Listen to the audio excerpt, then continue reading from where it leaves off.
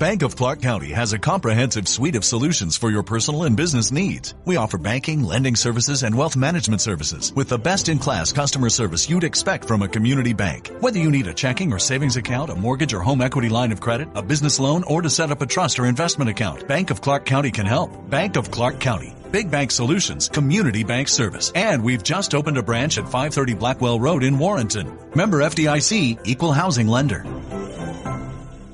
Now at Mickey D's, when you buy any crispy chicken sandwich or quarter pounder with cheese, you'll get a free medium fry and free medium drink when you order on the app. So do you have the app? How you going to get this deal if you don't have the app? I know you have a phone. Anywho, if you have the app, enjoy your free fries and drink. If you don't, you can't see me, but know that I'm shaking my head. Ba-da-ba-ba-ba. Limited time only at participating McDonald's. Valid one time per day. Visit McDonald's app for details. Download and registration required. Many years ago, my wife and a friend set up a party for their husbands. I was at the park, and we didn't know each other very well, the two husbands, that is. We'd seen each other at church, waved at each other a few times, and that was about it.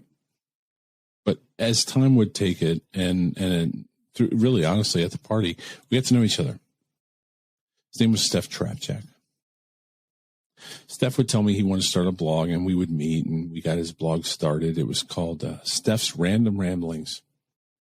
You can still find it to this day at tarapchak.wordpress.com. tarapchak.wordpress.com. I encourage you after this episode to go find it. Go through the archives. Meet Steph. I got to know Steph. Steph actually told me that he wanted to start a men's blog, a community blog. And so we did that together too. We started this blog called AC 180.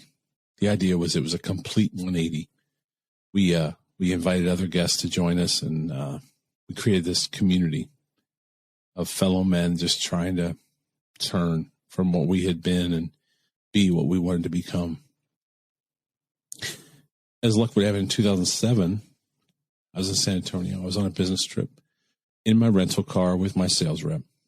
We were sitting at a light, and it was raining. There was a Taco Bell across the street. I remember it so vividly because my phone rang. I picked it up, this big old brick cell phone that I had. The call was from Steph, and I told my friend, I got to take this. As the rain poured down and the windshield wipers went, Steph delivered the news. You know, a week ago, he had been in, I believe it was Myrtle Beach on vacation with his family, splashing in the waves. Today, this day, when I was sitting at that light, he delivered the news that he had cancer. Stomach pain had led him to the hospital. Imaging has shown that he had cancer. At the time, he told me it was, looks like it's lymphoma. My response was, you know, that's one of the more treatable cancers. I tried to be positive. Dropped off my friend at a hotel and called Steph back. And I said, man, as soon as I land in Columbus, I'll be at OSU Med Center. I'll be there. I did that. I landed. I went to OSU Med Center. I sat by the bedside. And in the time of that phone call across the street from that Taco Bell to the time that I sat at his bedside at OSU Med Center, it went from lymphoma to stage 4 colon cancer. I remember Steph saying, I just want to be there to go walk my little girl down the aisle. That little girl had a birthday this week. She's no longer a little girl. This episode is going to be hard. This episode is going to be maybe the most difficult episode I've ever done.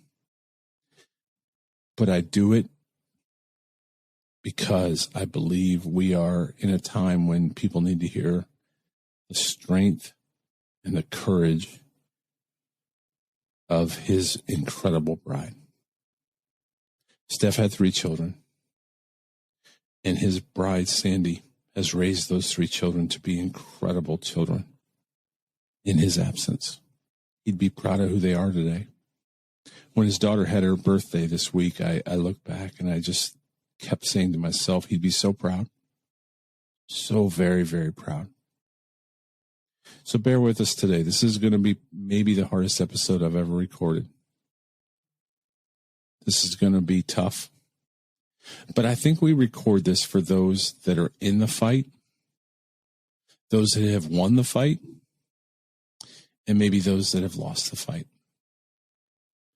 Thank you in advance for listening to this episode. Thank you to his wonderful bride, Sandi. I've begged her to do this, but I think now is the time. And so we're going to do this because it's such a time as this. This is unscripted, and thank you, Sandi. I miss you, Stef.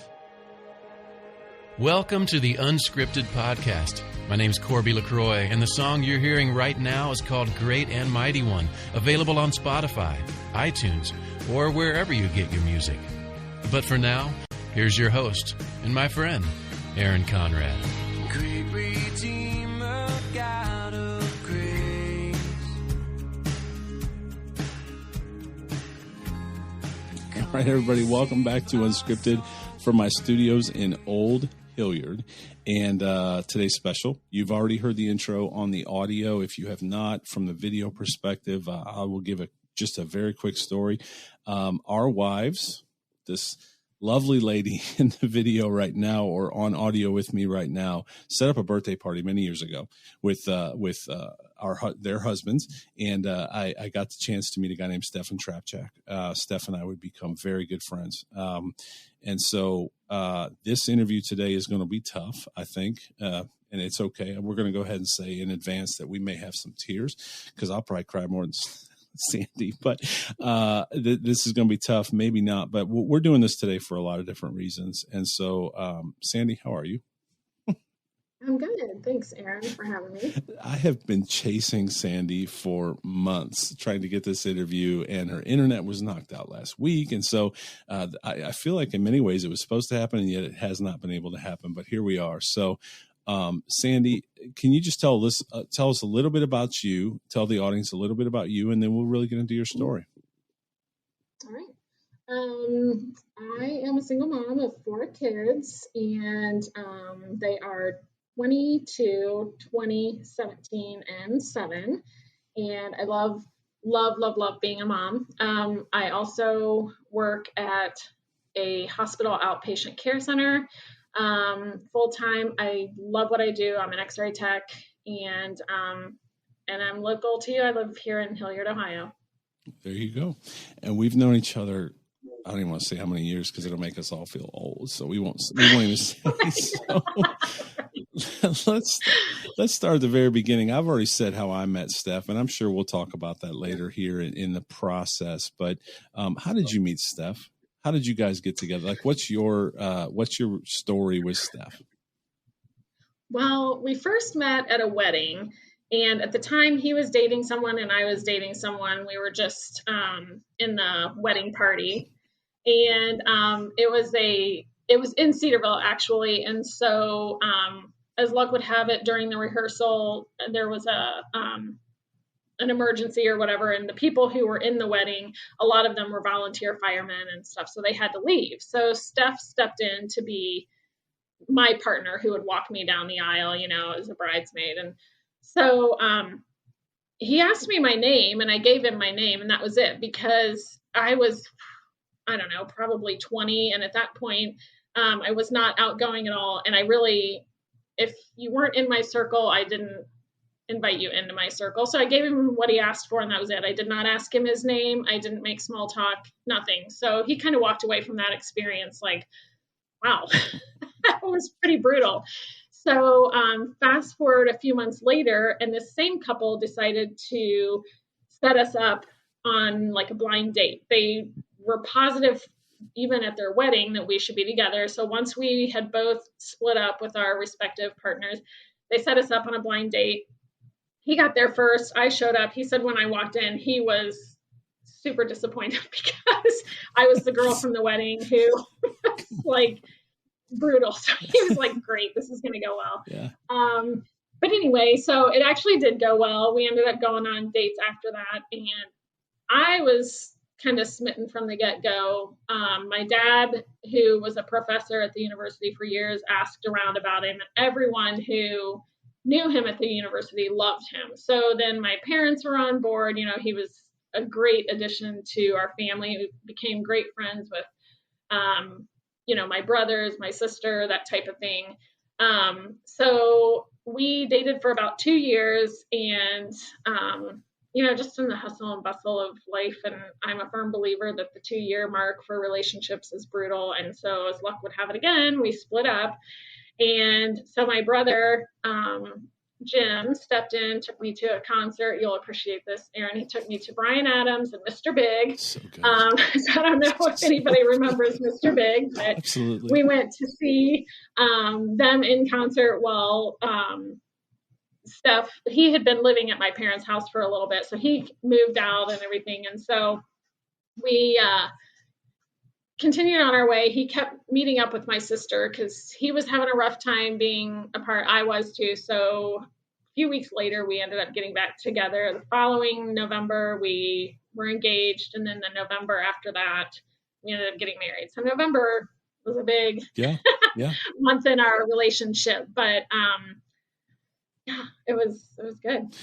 October's ours. So just so you know, like Heather and I, Okay, we bought so our first others have house, this too. we had our first child, October's our month. Like we Okay. bought a car, I think, in October. So October's ours. So November's yours, October's ours. I don't know if that's true for anyone else listening, but like we know when October comes, brace, because something's going to happen. So from there, you all transitioned into not one, not two, but 3 children. And so can you talk a little bit about the children? Yeah. So we waited almost 5 years to have kids, and Stef was, as you know, Aaron, he was more of a planner. And so he always wanted to have all his ducks in a row and, all that kind of stuff. So we bought our first house. We lived in Grove City, and shortly thereafter, our house flooded. Oh, no. And so that was very catastrophic for us. But shortly after that, we ended up getting pregnant. I found out we were having a son. So of course, Stef was super excited about that. And so shortly after our firstborn, Derek, was born, we moved to Hilliard and moved to a great little neighborhood. One of my best friends still lives there. And we became friends with so many of our neighbors. It was just a great experience. So we had Derek 3 years later. Well, almost 3 years later, we had Justin. And then almost 3 years later had Carly. And I knew from the second I was a mom. While I was pregnant, I was going to be a full-time working mom. That's how my path was taking me. As soon as I had my first, I was like, I am not cut out for that. I know a lot of moms are. I give them big kudos for that, but I just was not cut out for that. So fortunately, into it a little bit, I was able to go part-time. I stayed home with them and then eventually stayed full-time with them. But amazing, amazing kids. They're amazing. And so at the time they were very young when the things we're going to talk about, I think, soon happen.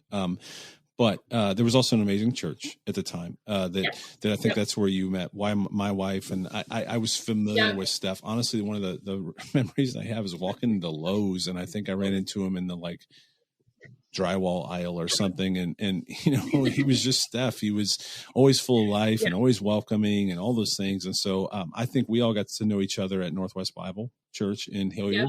And at the time, it's so funny because the season in all of our lives, it was such a wonderful place for all of us to be, young kids, young moms, for us at least. And I think that's probably true for you as well. Stef was very involved there as well. Yeah, he was. Yeah. It ended up being a great church for a season of our lives and a great support system for us. Yeah. Yeah.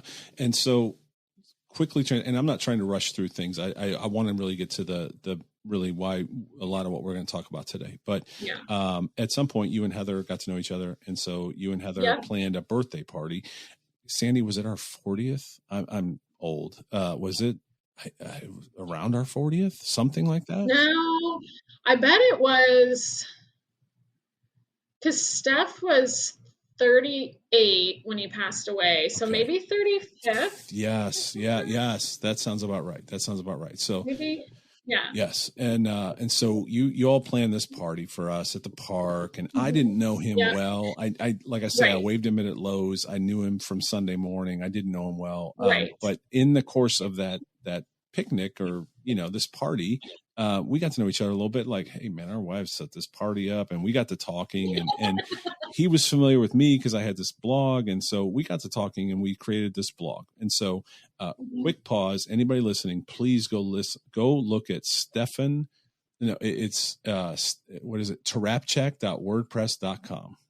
And that's Steph's Random Ramblings. And so we set up his little blog, and he got going on that, and we had so much fun between our two little blogs. And what would happen is this community kind of came together, and eventually I remember y'all came over for a cookout, and I think we ordered pizza or something, but we had something at our house, and Steph and I hatched this plan for something called AC 180. And it was this other blog that we wanted to create. And so there's other guys that hopefully will listen to this today, that we became this men's community where we were all sharing a lot long before the technology even exists today.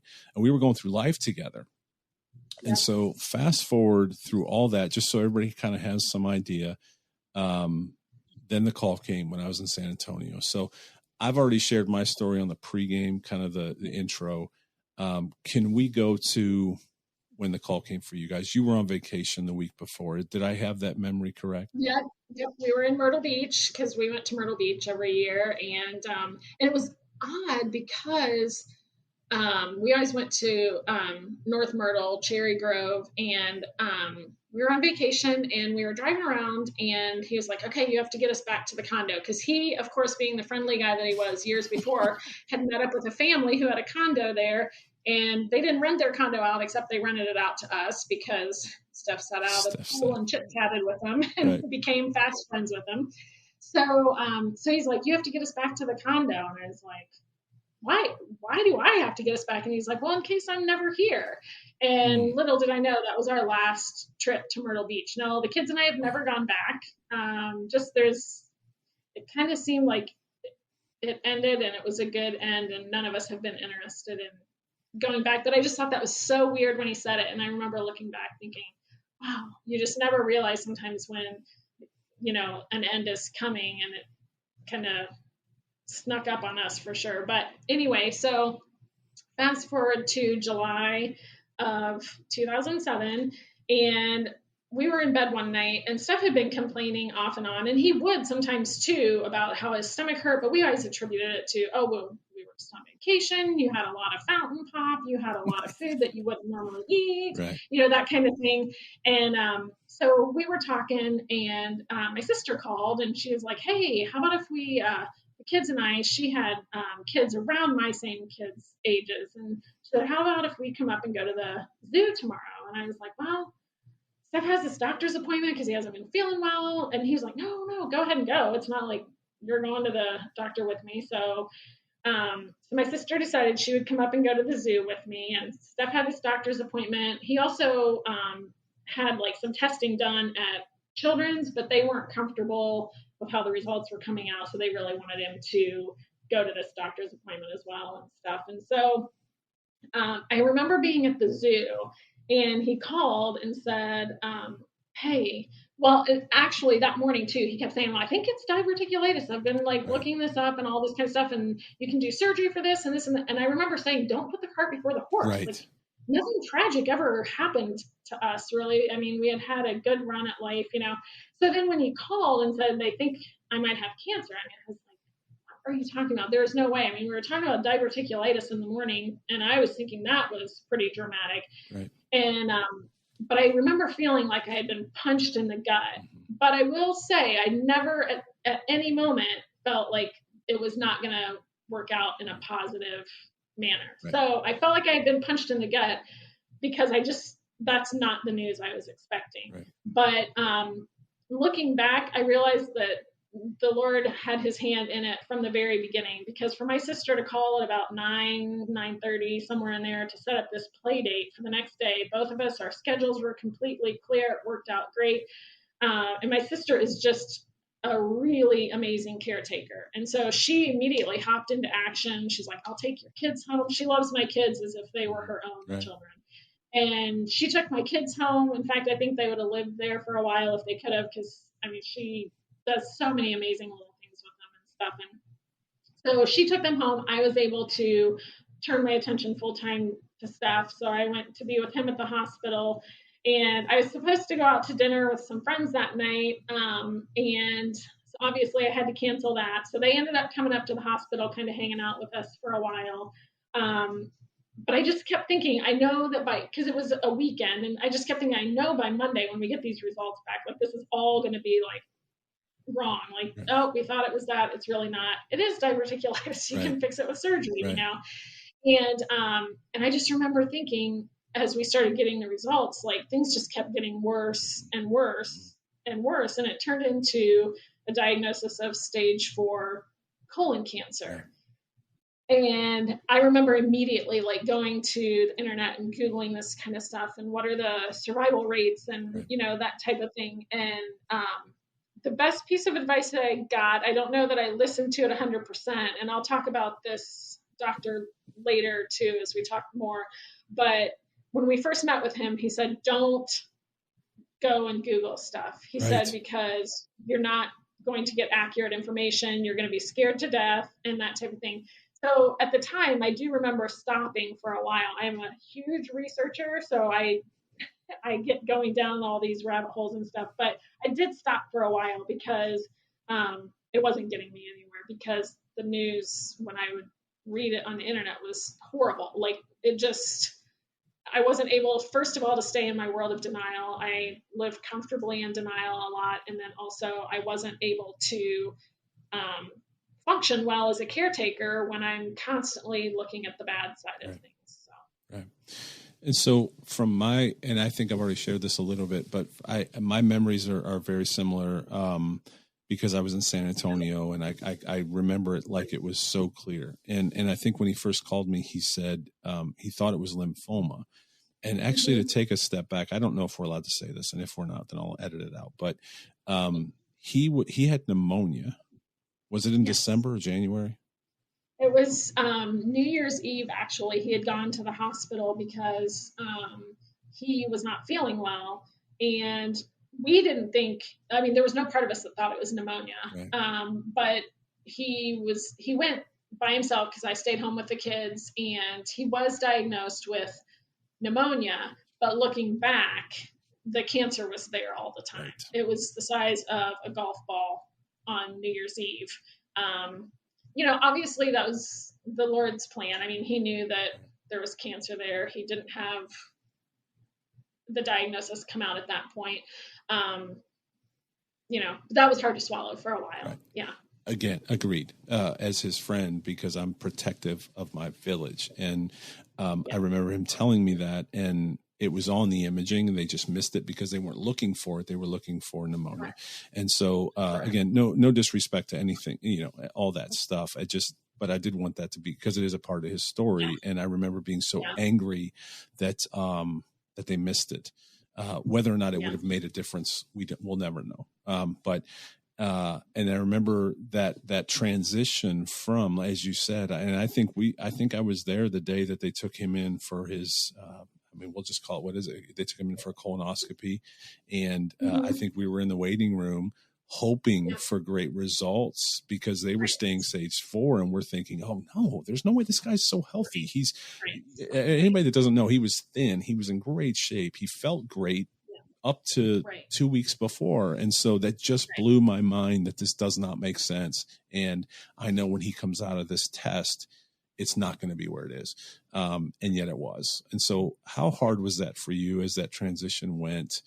As you said, the news kept getting worse, not better. It did. And I remember during some of the journey, I mean, he was always super positive, but I do remember sometimes he would say, like, I just need one little piece of good news. It just seemed like every time he went for a test, it was worse, and we kept getting behind the 8 ball. But so I remember talking to my brother Jim one time on the phone, and I just was like, I just want to like wake up one day and I'm not in tears, because I just felt like all the time, like it was the news was bad. I didn't have control of my family. I'm kind of a little bit of a control freak. So to have my kids displaced at my sister's house, and then they'd come home for a little bit, or he'd be in the hospital, or he'd have, something done. It was very traumatic, and a really, really difficult time to go through, because I just felt like there was no control. And it was just upsetting, because here we have these 3 precious little kids, and we didn't know what to tell them at the time. Now, on the flip side of all of this, I have given advice to other moms who have gone through similar situations and stuff, but at the time we just had decided that we would let them know he had cancer. It was, the Lord was gonna provide a way, this type of thing. And I think that was, for us at the time, it was the best thing, Right. That we were able to do. But I just remember I had that constant cloud over my head, still saying, though, there was no part of me that did believe that this was going to take his life. I had full belief that he was going to beat this. Yeah. Always. And part of that, I think, was my denial that kicks in when traumatic things happen. That's my coping mechanism. Because now when I look back, I'm like, holy cow, everything I was reading on the internet, or every doctor I was talking to, there should have been a part of me that realized what the truth was, but I didn't. And it was difficult. And that's why we're doing the interview today, because I don't know where this will land, but I think there's probably people that may be in that season right now. And so what you're sharing is so powerful, I think, for them. My memory too, and if people don't know, Stef loved his kids and he loved you.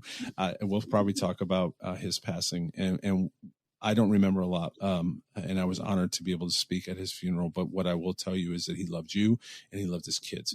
And if you go back and look at his blog, he was doing things they were learning. What was so weird was I think, again, we had a birthday party together. We were the same age. You all in your season of life were right where Heather and I were.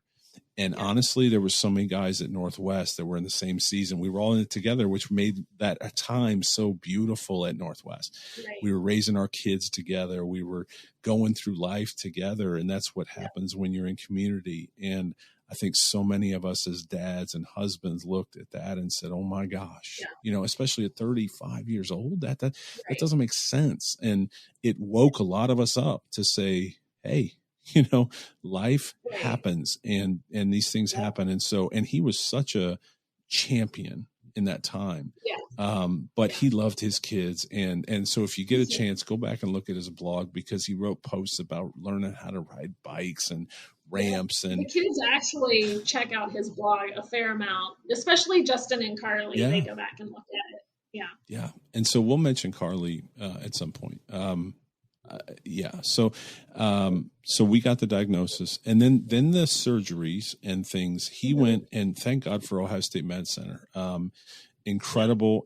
They went, and I remember him telling me as he was studying, because he wasn't prepared for this, there's no better place to be than a university type hospital, because they're trying the latest and the greatest. And so again, I was believing, I remember the scripture too of approaching the throne with confidence. That's what I kept praying was, I'm going to approach the throne with confidence that God is going to heal him.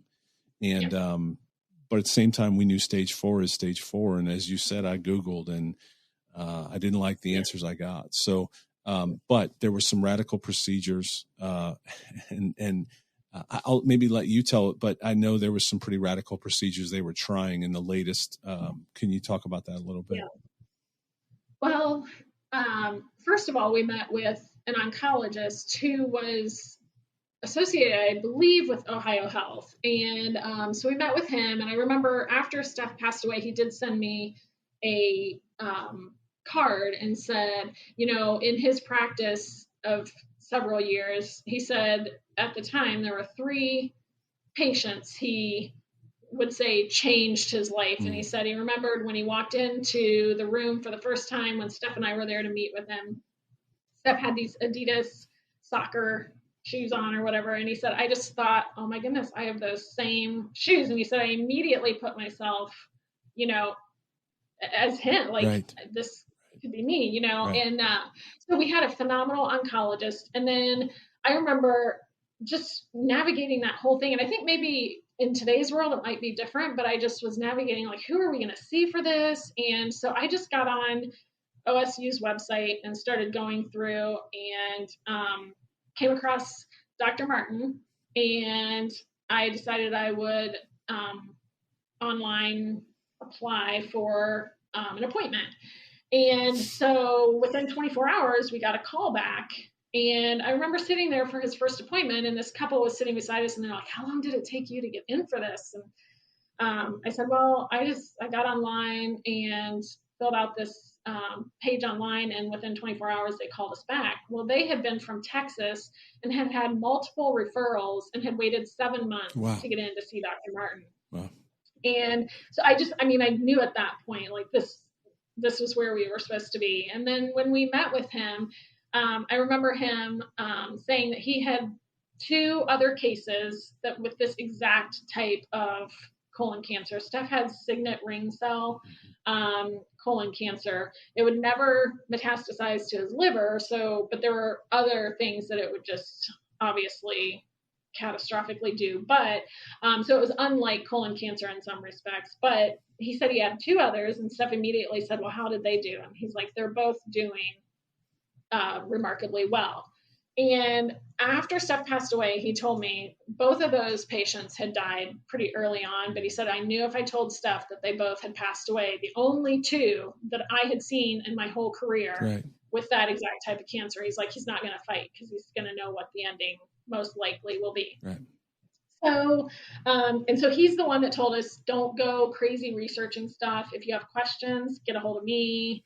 He was amazing. Even when most surgeons, I'm sure, would have removed stuff from their service after there was nothing that could be done, he kept us on his service. He, came and sat with me at Thanksgiving one year, had his son drop him off at the hospital.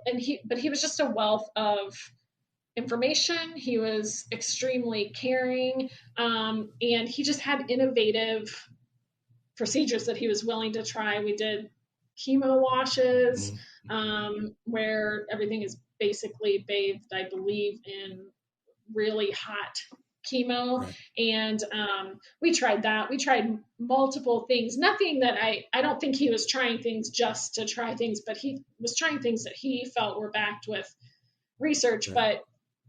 But he was a godsend. Amazing.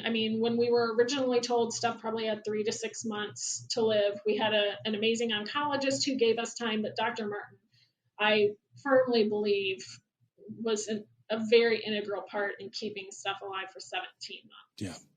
And I remember 2 specific things when he had his first surgery. And as you said, I remember it called a chemo bath, chemo wash, where they would basically go in and do the surgery. But while they were in there, they would just bathe all the organs in chemotherapy. And I remember them coming out when we were in the waiting room after his first surgery and telling us, and you can correct me if I'm wrong, but I think the guy was like, it was awesome. It was very positive. I remember him calling it jelly on a football. It was like removing jelly off a foot. Do you remember that? I don't. I do. I remember him saying, it was like wiping jelly off of a football. And I'm like, what an odd reference to make. But at the same time, I was excited because he's like, we got 90 something %. Do you remember that? I do remember the high percentage. And so I went home and I'm like, okay, so cool. Does he move down the scale now to stage 3 or stage 2? That's awesome. And I remember asking Steph after, and he said, man, I'm always going to be stage 4. And I was like, man, that's crazy. Like the guy said, we got X amount %, like but like they got, a high percentage. And I remember having so much hope. And then Steph saying, I'm always going to be stage 4. And I still to this day don't understand how that works. Right. But there was those highs and lows. How did you manage the highs and lows? Well, we had an amazing support system. Like I said, my family, amazing. My brother Jim was phenomenal throughout it. My sister, my parents. I I mean, my mom would come up and stay with the kids. My sister would take them to her house. I had a group of girls that I actually refer to still to this day as my Tuesday night girls. But they didn't become my Tuesday night girls till after he passed away. But I'll tell you, the second we found out his diagnosis, they showed up on my porch with coolers of food to put in the freezer. They offered to do things with my kids. Whatever needed done, they were offering to do it. And these were girls that we had, they were couple friends of ours. And so, those girls rallied around like I hadn't seen before. And then our church was super supportive. Stef's workplace, he worked at Children's Hospital at the time, amazing. They were very good at giving him the time off that he needed. As soon as he was diagnosed, the radiologists that he worked for got together and sent us on a trip to Disney, and sent my niece along so that she could watch the kids. So I would say the highs were provided mainly through our support system, because I don't feel like we had a ton of highs with news or anything like that. I feel like those were the lows, like the hospitalizations and, heading to a CT scan, and we would firmly believe that it was going to have a positive outcome, and then it wouldn't. So I would say our support system is who brought us through those lows. I mean, I can't even fathom what it's like for people who do not have that rock solid support system. And I think so often in today's world, we feel like we can do it on our own and survive on our own. We don't need others. And we've been, disconnected from friends because of belief systems and all that kind of thing. And I think back to that time, I'm like, my goodness, I could not have survived if I didn't have those people, like almost probably physically at times holding me up. I mean, it was just unbelievable. Yeah. And so it's a village, and it takes a village to get through, I think, any of these seasons. And I honestly, it's so funny. We go back to the cookout. We had a cookout. I didn't know Stef, and yet had the opportunity to be there with him through this entire season. I'm going to mention this now because I think it's fair for anyone listening. It's a blessing, and it was really hard. And I think I still struggle. So why I mention that is because you're his spouse. But I think those in the village that are there, we walk through those highs and lows too. And I think anyone listening, and you can probably expand on it maybe, but anyone listening know that those, whether you're in it, whether you're walking with someone through it, it's hard. And I hate to say it because we're not the ones walking through what Stef was fighting like crazy, but I was standing there almost like an armor bearer, and you were, and others too. I'm not some hero. I'm just saying, I think when you're in that season with people, it's really hard to, and I think it's okay to admit that it's exhausting, and it still is. I think it leaves, Stef's in a wonderful place. I can't wait to hug him again. I'll get on his neck, but, for those of us that are left, we still deal with it. And there's still days where it hits me. I know it hits me twice a year, his birthday and when he passed. And I'm sure that's true for you as well. Is that true? Yeah. Only one sale away from the Shopify 1000 Club. Is that a thing? Wow, Mom, have a cookie. I'll take one. Dad. These are delicious. You need to show them. You should. Mom! No, seriously. Let's set you up on Shopify. It's easy. I always knew you would build your own business. Guys! Yum. Okay, if Mom can do it, then why not? Number 1000! Start selling today with Shopify for free. Sell online, in person, and anywhere else your future holds. And manage it all from a single place. No design or coding experience necessary. It's why every minute of every day, something amazing happens. A new seller makes their first sale with Shopify. Plus, with on-demand business courses and 24/7 support, Shopify is with you every step of the way. So, when you're ready to bring your idea to life, build it on Shopify, the commerce platform powering millions of ideas around the world. This is Possibility, powered by Shopify. Sign up for a free 14-day trial at shopify.com/free22. Go to shopify.com/free22 and start selling today. Shopify.com/free22. Money is the number one cause of stress and the number two cause of divorce. Make your money go further and work harder with a certified financial planner from Facet Wealth. Financial planning used to focus on retirement, but Facet helps you with today. You get a dedicated financial planner that guides you through every financial decision. Inflation, interest rates, stock market changes, home prices. How do you figure it all out? Well, every advisor at Facet is a certified financial planner and fiduciary. That's just a fancy way to say they have the best training, and they're legally bound to do what's in your best interest. This isn't just about investments. It's about taking care of your money so you can start living a better life today. Facet has a simple flat fee, no hidden charges, and with nothing to sell, there are no commissions. Visit tryfacetwealth.com for 2 months free off your first year of financial planning. That's TRYFACET wealth.com. Facet Wealth is an SEC registered investment advisor. This is not an offer to buy or sell securities, nor is it investment, legal, or tax advice. It is. And it's, I think, the kids and I, at first, it was so traumatic because you don't even know how to operate in life without someone who's been such an integral part of your life. So learning that, and I do remember a friend of mine at church, Cheryl, had come up to me, and her husband had passed away. I don't think too much before Steph, but I can't remember the exact time. Right. But she came up to me, gave me the absolute best advice I probably received. And she said, the first year is really hard. The second year is harder. And I remember thinking, okay, sense, and right.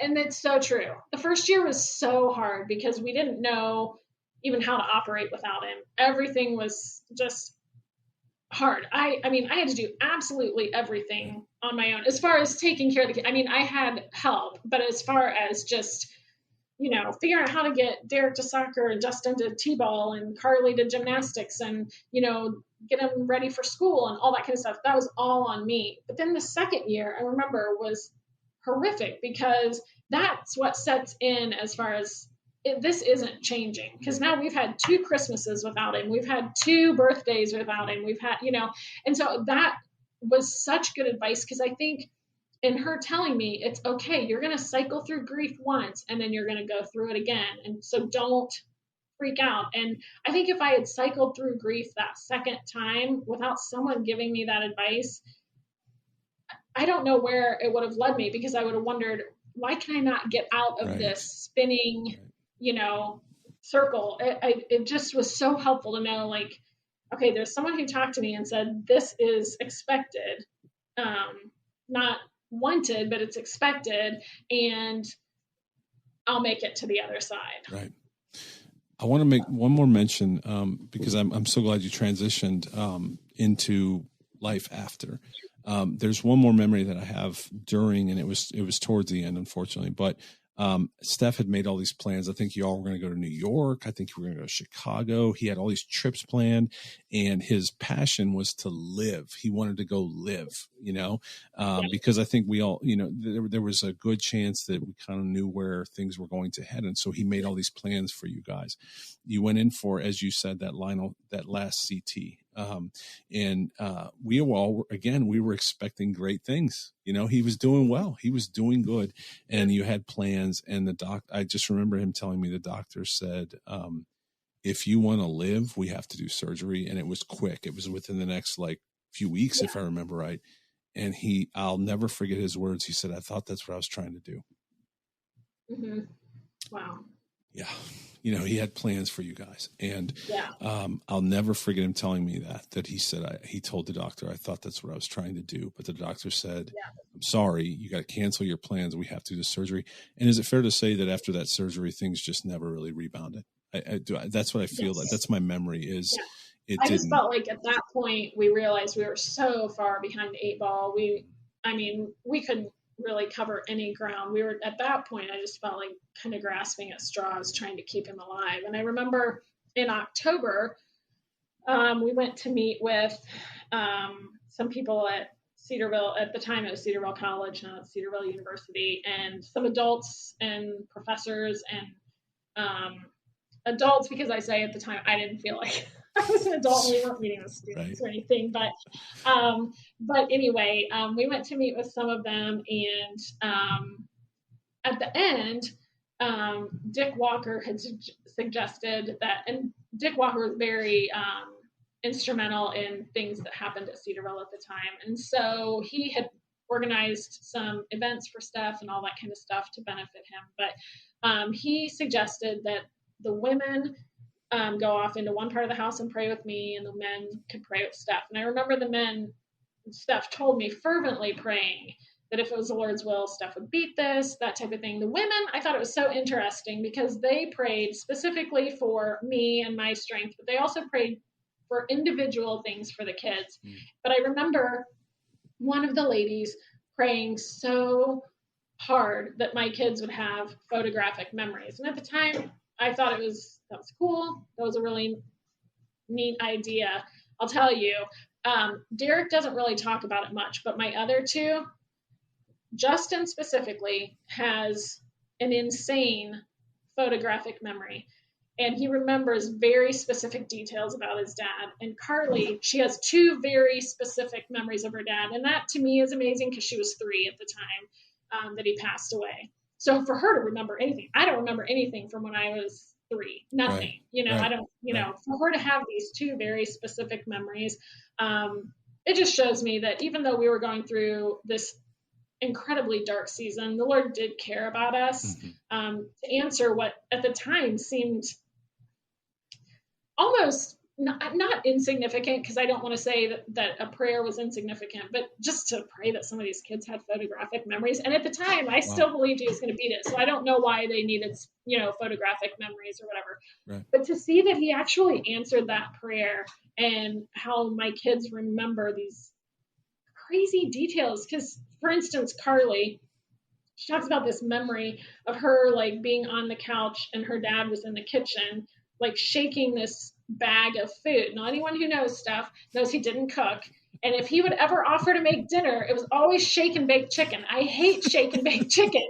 So I would always turn him down because I didn't want that for dinner. But for her to remember that he was shaking this bag of food, so that was him preparing this shake and bake chicken, I'm sure, one night, you know, but she remembers what he said to her, the tone of it. And so it's just amazing how I can look back now and see that these seemingly insignificant things were so amazing that the Lord was showing, you know, hey, this is going catastrophically south.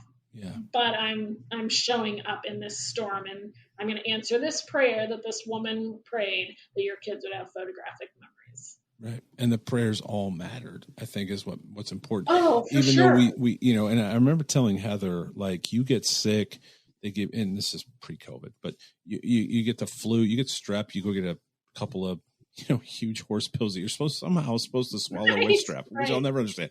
But you break your arm, they give you a cast. You know, like there's always a fix. And I remember being so frustrated because everything else to my life in our 30s, everything else that had happened to us, there's a fix. You get a cast, you get you take NyQuil, whatever it is.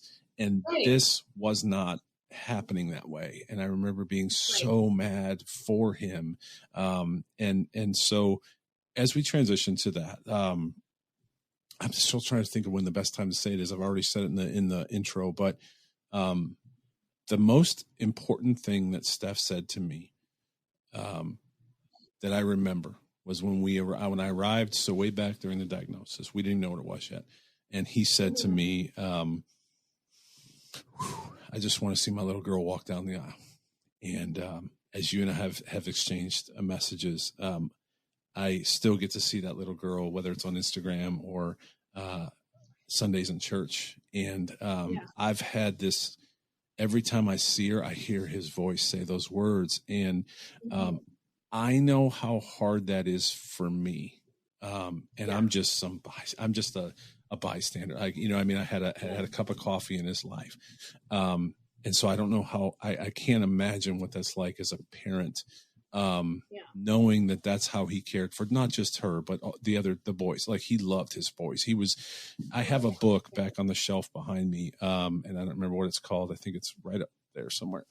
Anyway, it's this book that he gave me, and it was like things to do with your boys. And there's like ramps and airplanes and things that you do on the weekends. I can't remember what it's called, but he gave it to me as a gift. And he loved his boys. He was so intentional with his children, even at those ages. So, Sandy, what were their ages when he passed?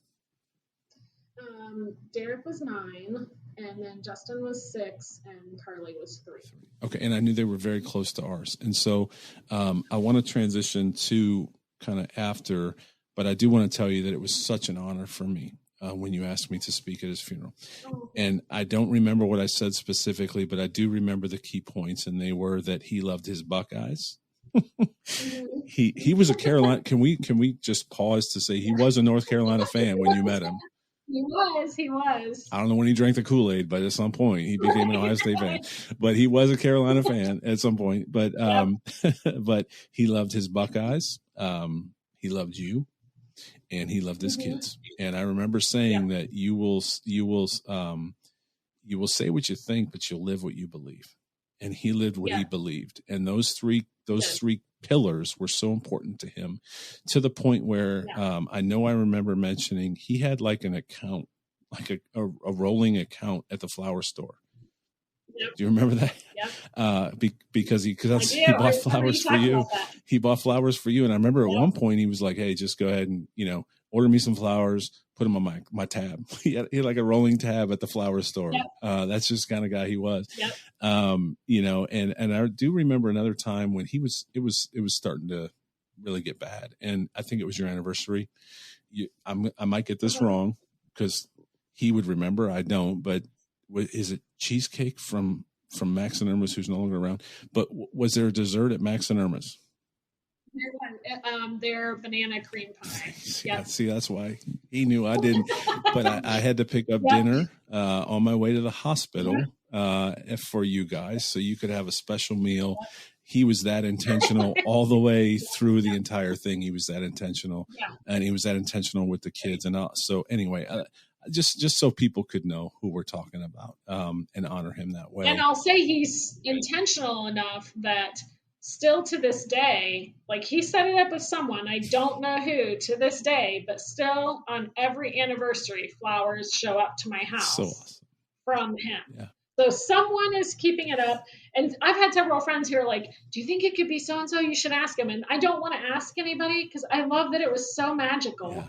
He didn't want me to know, or he would have said something, and whoever does it has never breathed a word. I've put thank yous out on Facebook. I've said thank you, to people. I'm so thankful that I get these flowers. No one has been like, oh yeah, that was me. He asked me to do it. No one has ever breathed a word. So someone has kept up that magical side of him. And obviously he set that up with someone to keep it going because it was something that was so important to him. Yeah. I can promise it's not me. Oh, it's not me. I promise it's not, which is so cool that he, and again, so anyone listening that's in that store, maybe you're that person that's going through it yourself, hear that you can still leave impact no matter what. I think that's why I wanted to do this, so important for everyone listening, no matter what season they're walking through, but he still made impact even in his really tough times. So, so transitioning, and again, I don't want to rush through anything, but you've been so wonderful with your time and really being so honest. So now, everything's happened. Where do you go from here? Where did you even start to, I think you touched on this a little bit already with that knowledge that somebody gave you, but where do you even start after the moment? Well, I mean, I don't know that I did it 100% correctly because I look at other people, how they've come out of something like this. And, but like I said, my coping mechanism a lot of times is denial, and my coping skill a lot of times is just to breeze over things. And so I think that's what got us through at the beginning, honestly, was we just went back to life as normal. Since then, we have revisited things, and I feel like to some degree, we've dealt with it. As I've said, one of my kids has not, but his time will come that he'll feel like it's an appropriate time. So I think everybody grieves so differently. But again, I had my support system. I had my Tuesday night girls who stepped up, and they decided, since I had these 3 little kids, I was a full-time stay-at-home mom. They would come over every Tuesday after we all got our kids in bed. They brought Rice Krispie treats, snacks, drinks, everything. And we would sit around my kitchen table till 12 or 1. And that was our going out night, since it was just going to be too difficult. Because at the time, even though I felt like I was kind of going back to life as normal just to make it through, a lot of times, and I've described this to other people, when you go through very traumatic events, I felt like I was like trudging through wet cement that I could not like get out of. Like I just kept trudging through it, and I wasn't stuck 100%, but I just did not feel like I was like moving forward, but we kept life going. But I had my wonderful friend in the neighborhood, Melanie, and my other friend, Kelly, and then these Tuesday night girls. My mom helped out a ton still with my kids. My sister did. And so I had these different pockets of support that really helped to move us forward. But it still was so hard because at the time, this was my first traumatic event really that I can recall anyway, because I had never had anything like horrible happen to me. Like I had lost, grandparents, which is traumatic or hard, but it wasn't like losing the father of my children, losing my husband. And so it was very, very difficult to work through, but I had this amazing group of people who rallied around me. I had meals brought to, we couldn't eat all the food that was brought to us. Just those little things. My friends, they banded together and got me a year of house cleaning. Several times I've had people reach out and they're like, hey, my friend's husband passed away, or my friend's wife passed away. What's something that, we could do for them that's useful? And I think so many times, like you think that it's not whatever you're going to be providing, it is not going to make that much of a difference. Still to this day, I talk about this friend of mine from church, Jen Radcliffe, so if she hears about this, but she reached out to me one time and said, I just feel like the Lord has laid it on my heart to bring you guys a meal once a month. And, to someone else that might seem like, once a month, is that really going to help somebody if I just offer for once a month? Maybe I should offer for, every week or something. I'll tell you, that was one of my most looked forward to nights, because she would get a hold of me, and she would usually plan it for a night that, I didn't have sports stuff going on. So the kids and I were going to have an intentional dinner sitting down together. And I'll tell you, you don't know Jen, she's an amazing cook. So Wonderful she food, brought this amazing food over, and I look back to that, and she may have forgotten that by now. But I'll tell you, those nights that she brought those dinners. So if you think that you're going to not help someone out by this insignificant gesture or whatever, just understand that if someone is in a traumatic grief, grieving time in their life, it doesn't matter what you're offering to, it's going to be helpful because it's a bright spot. If nothing else, it provides a bright spot in their life. And so one of the two things that came out of that, one, I think so many people at the time, you just don't know how can I help? You don't want to hover. You don't want to. So I bet I have a feeling a lot of Stef's friends. So any of the guys listening that were Stef's friends, just because of the dynamic, I think a lot of us have hovered. Never swooped in, because I don't know if we knew that that's our place, but I think he entrusted some of his closest friends to always watch you and his children. And so we've done that, whether it was through social media or seeing you somewhere at Aldi's one day, whatever it might be. Right. That's right. Right. We've hovered and we've been around. And so I think those are the people that you probably don't even know. There's still people, and hopefully that doesn't sound creepy, but hopefully, there's probably a circle of people that are doing that you're not even aware of today. But here's the most important thing that I learned so much from him. He had so much wisdom, that I've taken into my life. And one of the things I remember him telling me on the way home, he wasn't a prideful guy. Like, he was proud of himself. Mary redeemed a $50,000 cash prize playing Chumba Casino online. I was only playing for fun, so winning was a dream come true. Chumba Casino is America's favorite free online social casino. You too could have the chance to win life-changing cash prizes. Absolutely anybody could be like Mary. Be like Mary. Log on to ChumboCasino.com and play for free now. No purchase necessary. Void where prohibited by law. 18 plus terms and conditions apply. See website for details. The voice in the preceding commercial was not the actual voice of the winner. He was a guy. He was and I think, a lot of us are like this where we don't want help. I don't want to ask for help. I don't need your help, and then this happened and he had to put that aside. And I remember him saying, I apologize, my dog is barking in the background. Look, I'm done scripted. But I remember him saying, if I don't allow someone to help me, then I'm robbing them of the blessing. And I think he just talked about that. For Jen, for me, for the people that used to come over and cut your grass or paint your fence or all the things that people did that probably thought they were insignificant. For him, it was hard for him to say, okay, yeah, you guys can paint my fence or you guys can whatever. That was hard for him to accept help. And I think that's true of all of us, but at the same time, I'll never forget him saying it will rob them of the blessing. And when he accepted that, it allowed other people to bless him and for him to be able to accept that as a blessing. And so for anyone listening, maybe that's something that will be helpful too. But was that true for you? I still say that to this day. Yeah. I was, after my dad passed away, I was talking to my mom and offering to help her with something. She's like, oh, I don't need that. And I'm like, Mom, if people are asking to help you with something, they truly want to help and you're taking away their joy.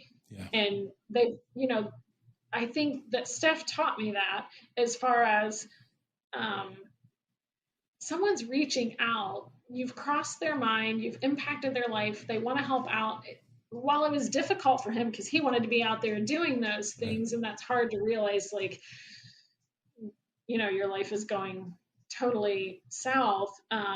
But he did because he knew that those who had reached out were truly wanting to help out, and they were doing it from this place of this immense caring and love for our family.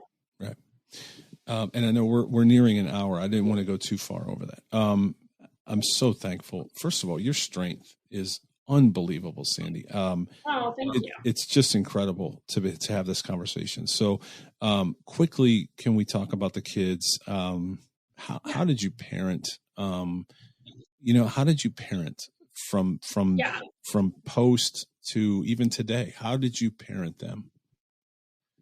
I often wonder what it would be like if Steph were here and we were parenting together. Mm-hmm. But I don't think I'm too far off from how we would have, because I think you evolve throughout your parenting time and stuff. But I know so often people are so against being friends with your kids. You're the parent, you're not their friend. And I just took a role for the most part. I'm sure my kids could bring up some memories when I didn't seem very friendly towards them. But for the most part, I feel like I have tried to be a friend to them because I want them to come to me about questions they have or come to me. I want to be their first phone call if something has happened.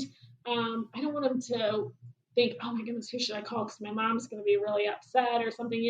Just the other day, Derek had a flat tire and he called me about this flat tire. Now, Derek could have figured out to call for a tow truck and all this kind of stuff. But he called me because he was frustrated. He was upset. And that's what I've wanted to establish with my kids. And I feel like we've had such a close bond since their dad passed away. And I think we would have had a really close bond, but I'll tell you, those kids of mine have been amazing. And I mean, some of my kids' friends have even commented on it because when my boys walk out the door, they're like, love you, Mom, love you, Carly, love you, Bridge. I mean, we tell each other every single time someone's gone out the door, we love them. And I think we also do that because we've seen the side where life ends and you weren't expecting that. And we realize that life is precious and life is short. And, I kind of live from the mentality of, if something catastrophic happens, I want that person to know that I love them, and how I feel about them. And I don't want it to end on an angry note or something like that. And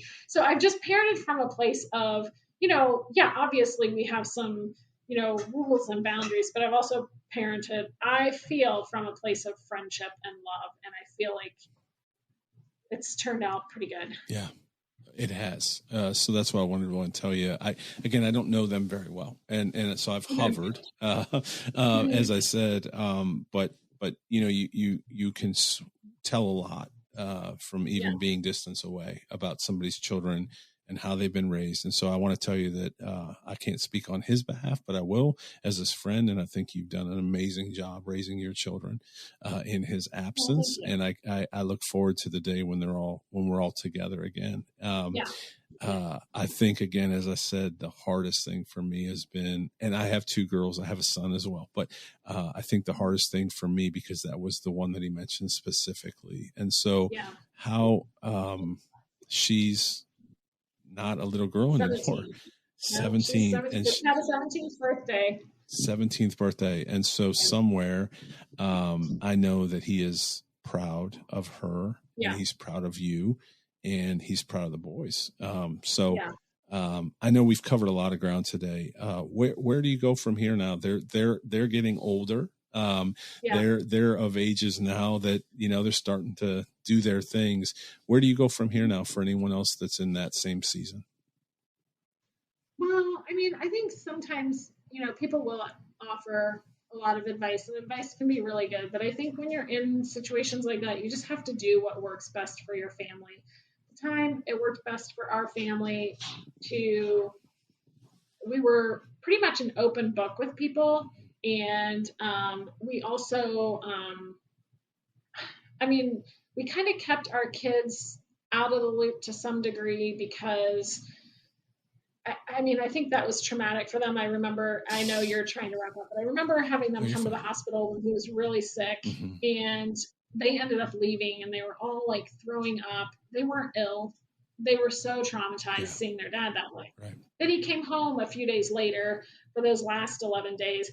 And I remember when I went and woke them up the morning he passed away, and they were stunned. Because up until that point, if someone comes home from the hospital, they've come home because they've gotten better. Right. And so I have advised people since then, you have to do what works for your family. If that means telling your kids everything, tell your kids everything. If that means keeping them out of the loop a little bit, keep them out of the loop. But when things like that happen, I think you have to be upfront. And I wish I had told my kids when he came home, like, Dad's really, really sick. Yeah. He hasn't gotten better. Yeah. Would they have been able to process it? I'm sure Carly wouldn't have been at 3, but to see how stunned they were, that still breaks my heart today. And I just wish that they had been a little more prepared. And because I feel like that is still a really hard part of their lives. I feel like they were totally shocked by that. And so they have not been able to wrap their heads around that. So you have to do what works, but also if the end is coming, you have to acknowledge that with, kids. I read a phenomenal book. I probably recommended it to everyone who has lost a family member. I don't remember the authors, but if you Google the title or go to Amazon, it's called When a Family's Lost a Loved One. And Alan Lowe and his wife, Kristen, gave me the book. And I have bought so many copies of that book and handed that book out. Phenomenally well-written book. So I've read a lot. So I think, it's helpful for people to read. I had people reach out with advice, just short little clips of advice. And, I took several of those and really internalized a lot of those. And I do believe it helped. But then, we've kind of gotten back. We had a period of our lives where we were kind of out of touch with our loss over Steph. And I feel like we've gotten back to that now. And we are upfront with where we are as far as in the grieving process. And while we sometimes still seem stuck maybe years ago, I just think, it's okay. I don't think we'll ever get through that grieving process. I think it's normal to not constantly, but routinely grieve someone that was such a part of your lives. I mean, it was hard enough for me to lose him as a husband. I can't imagine these kids at 3, 6, and 9 losing their dad and what they've had to deal with, as far as that goes. So I think you just have to do what works for your family. And that's the biggest piece of advice. And somebody might give you other advice and you're like, wow, it's going to be difficult to keep up with. Then don't do it. Right. And for us, routines kind of flew out the window for us. I was super routine oriented. I mean, bedtime was at a certain time every night. Dinner was at a certain time. Routine kind of flew out the window, and we just kind of did what worked for us and what kept us afloat. It's incredible advice, because I think anybody on the outside, I can't even get my mind around. I wouldn't even know where to start. So I think anybody on the outside, I don't know that anybody would judge, because I think it would be chaos for a bit. And so your strength is amazing. It has been amazing over the years. And I think anybody that knows you has been able to watch you just transition through this. It's been amazing. I do remember one last note when we were in a small group together, and there's a book. I'm not going to read it because I'll mess it all up and probably start crying and everything else. But there's a book by Max Lucado's called When Christ Comes. And I remember us being in a group together, and I couldn't even get through it that night because I think we were all still just so, and I think it was years after, but I don't remember the timing, but it just talks about when we get to heaven and how, the first people we meet are going to be, there's just gonna be this sea of people. And I say that to honor Stef, because I'm not the only guy that was impacted by him. Your family clearly was, but there were so many people. As you said, he was just a people person. And so, they were there to greet him. And one day I just believe beyond all I have that we're all going to meet him again. And I just remember all of us being in a little bit of tears because it was tough at the time to picture that, but he earned it, and he's there now. And I know one day we are going to be with him. And obviously we're going to be with Christ at the time. So Stef may, we may actually just not even ignore, we may ignore Stef and just be, worshiping the one, but at the same time, I know there's going to be a sweet reunion. I believe it with my heart. Yeah, I agree. Yeah. Is there anything anybody can do listening to this? What's your best advice? I think you already gave. What's your best advice for anybody recently diagnosed? What's the best advice you have? First of all, you have to research. So I think there is that. You can go crazy researching, but I do think you have to research where the best treatment can be. Look for your support system. If people are offering support, take it.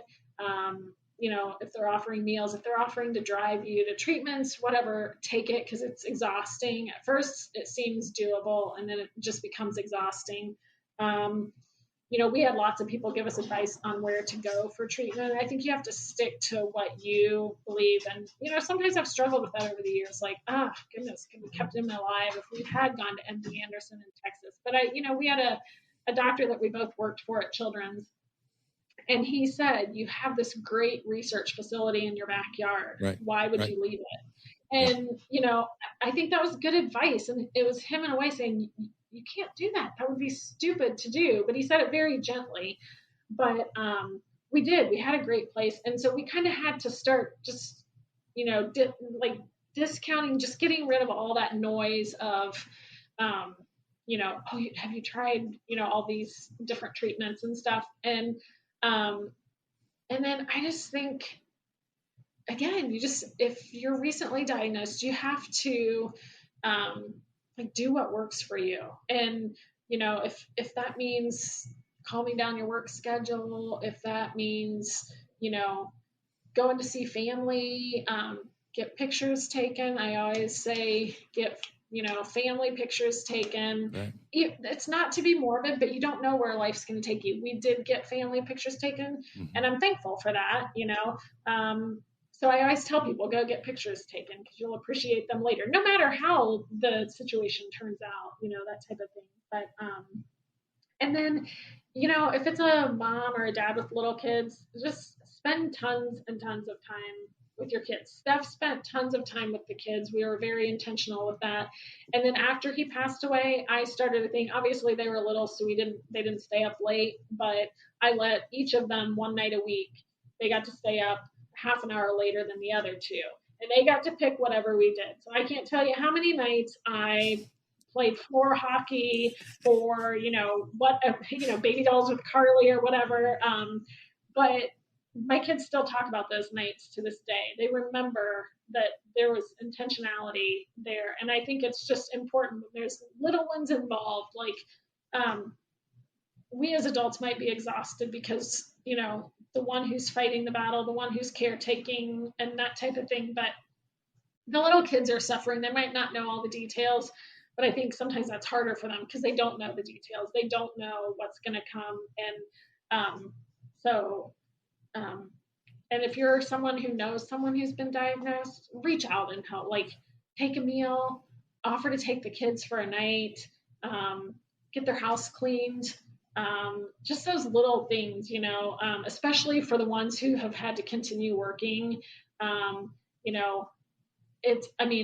night off for babysitting, a day of babysitting if it's a stay-at-home mom or something like that. I mean, there's always something that you can do or offer. That doesn't even have to cost anything. I had friends who would take my kids and bake cookies with them. And I mean, my kids thought it was fabulous, but it gave me a day to go run errands that I didn't have to drag 3 kids. So if you know someone who's been diagnosed, go sit at the hospital. And I had friends who would stay overnight every single night those last 7 weeks so that I could go home, put my kids to bed and sleep in my own bed. Might have seemed crazy to them, like not a big deal. But when it happened, I got to go put my kids to bed, because they were so tired of me being away all the time. That was a huge deal. There's always something you can do to help someone whose boat is sinking at the time. Wow. This has been amazing. And I'll say, again, I don't feel equipped to say it, so I don't even know if I want to say, I want to say it on his behalf, but fellas, love your wife. I mean, love your wife and surround yourself with guys that will secretly send her flowers on your anniversary if you're gone. That's hopefully that's another takeaway that people listen. I didn't know that. That's so cool that still happens. Again, he loved you. He loved the kids and his buck ass. So, thank you so much. Your strength. Yeah, absolutely. Your strength has been amazing. Absolutely, yeah. I'm honored again. I was honored to be his friend for this short season we had. I wish I was his friend long. I wish I would have known him longer and we would have got to know each other longer. Thank you for allowing me to speak at his funeral. What an incredible honor that was. And I haven't forgotten it.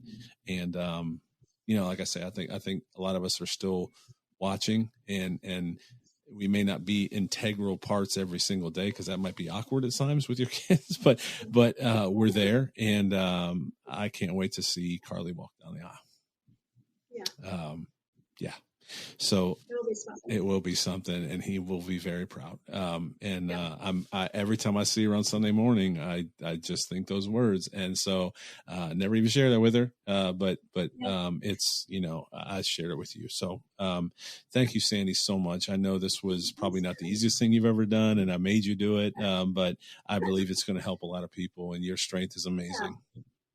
Yeah, no, thanks for continuing to chase me down and get me to commit to do it. I enjoyed it. Yeah. Well, we don't know where it's going to land, but I have a feeling it's going to land with somebody that needed to hear it today. So I'm forever thankful. And, I'm always here for your family too. And our family is as well. So I appreciate you. Thank you so much. All right. Thanks, Aaron. All right. Thanks for joining us for another episode of the Unscripted Podcast with your host, Aaron Conrad. Make sure to like, share, follow, and review on your favorite podcast platforms. Also, make sure to check out my song Great and Mighty One on Spotify, iTunes, or wherever you find your music. We'll see you next time on Unscripted with Aaron Conrad.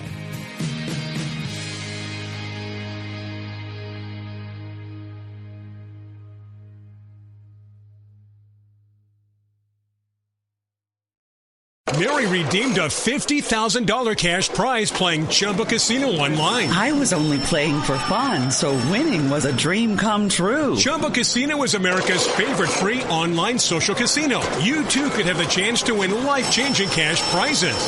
Absolutely anybody could be like Mary. Be like Mary. Log on to ChumbaCasino.com and play for free now. No purchase necessary. Void where prohibited by law. 18 plus terms and conditions apply. See website for details. The voice in the preceding commercial was not the actual voice of the winner. Mary redeemed a $50,000 cash prize playing Chumba Casino online. I was only playing for fun, so winning was a dream come true. Chumba Casino is America's favorite free online social casino. You too could have the chance to win life-changing cash prizes. Absolutely anybody could be like Mary. Be like Mary. Log on to ChumbaCasino.com and play for free now. No purchase necessary. Void where prohibited by law. 18 plus terms and conditions apply. See website for details. The voice in the preceding commercial was not the actual voice of the winner.